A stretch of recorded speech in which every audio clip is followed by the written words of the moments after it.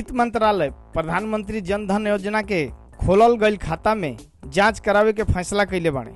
जवन जन धन खाता के गरीब खातिर खोलल गईल रहे ओ खाता में भी काला धन के दाग लाग गईल बा। 8 नवंबर के सरकार के फैसला के लेवे के बाद जौना तरह से काफी पैसा जमा होता एकरा के देख के सरकार के आंख खुल गई।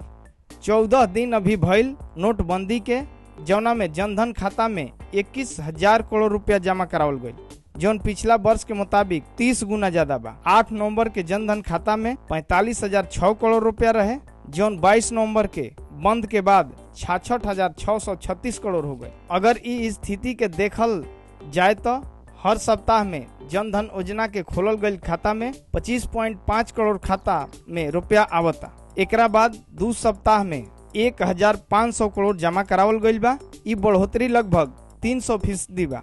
सूत्रों के मुताबिक बैंक में कर्मचारी से मिले के अनुमान बतावल जाता, काहे से कि इस तरह के सूचना पहले भी आवत रहल बा। भोजपुरी के तमाम खबर जाने खातिर सब्सक्राइब करी भोजपुरिया न्यूज।